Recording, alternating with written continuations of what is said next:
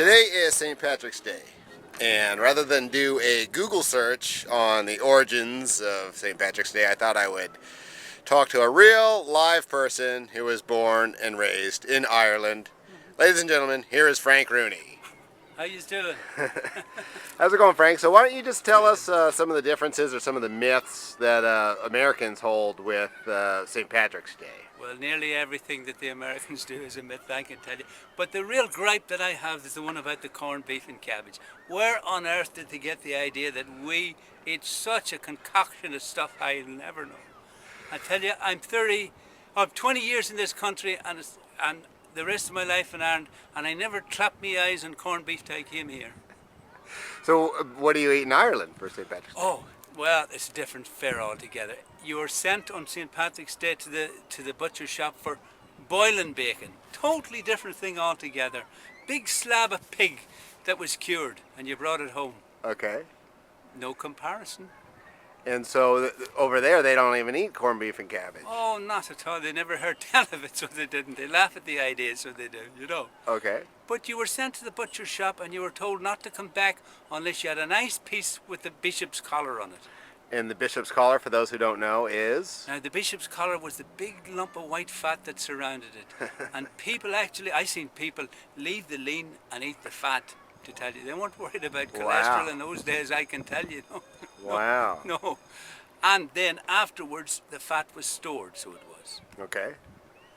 So then now, St. Patrick, I mean, I know you're not a history major or anything, but who was St. Patrick and how did he make his way to be popular in America? Well, he was a slave that came to Ireland years and years ago, and he turned very religious, and he went onto the mountain and he fasted for 40 days and 40 nights, and he came down from the mountain and he seen a load of snakes at the bottom of it, and he put out his staff and he banished the whole lot. He says, "Get out of here," he says.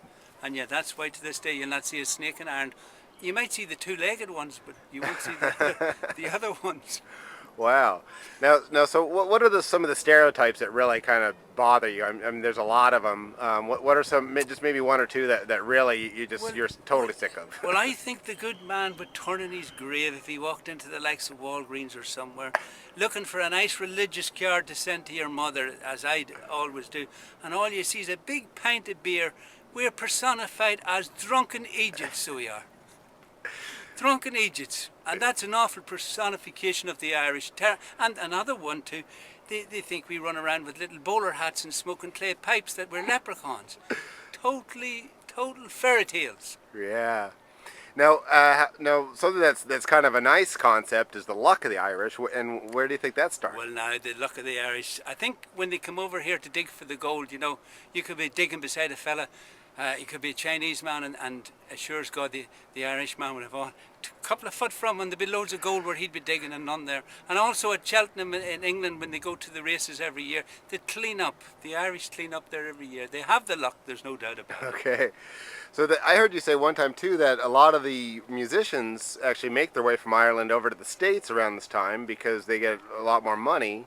They do, you know, because I think there's such a deluge of Irish music throughout the year in Ireland, and then when they come over here where it's a little scarcer, you know, they're treated more reverently, especially with the old dollar, you know, that's why most of them head over here. Sure. Yeah, great place around Paddy's Day, you get well paid for it. Uh-huh. Mm-hmm. Okay, I have actually, I'm going to steal a couple questions out of the Chronicle today that they asked some native Irish people. One of them is, what from Ireland do you wish you could get in San Francisco? Oh, the Guinness that you drink in Dublin. The is big way different. Creamy head on it, and you could make the shamrock. God, when you pour it here, it goes flat right away. No comparison whatsoever. Really? It has to be the Guinness, yeah. Okay. And then how do you plan to spend your St. Patrick's Day? Well, for the first hour, I plan to spend it sitting upright, and probably for the last 3 hours under some bar table. And I hope to step over me and don't step on me. And you'll be playing your squeeze box. Oh, the squeeze box. She'll be going full blast tonight in Malloy, so she will, you know. Then after a couple of hours, she's on automatic mode because the fingers don't move as good when you have the Guinness in you. Okay. Now I have one last question before I give that to you. Is there any closing thoughts that you wanted to lay on the American public? I just see us out for the personification that we're a drunken race. You're 99% right. But Take it off them cards in Walgreens for God's sake, and put the good man St. Patrick on it, and he'll maybe reward us with some good weather or something, you know. Okay. I just before I get to this last question out of the Chronicle, I have a couple of my own. Soda bread. Soda They bread. have soda bread over there? Or? They do indeed, yes. Okay. Made with buttermilk, flour, raisins. You couldn't eat better, so you couldn't. Okay.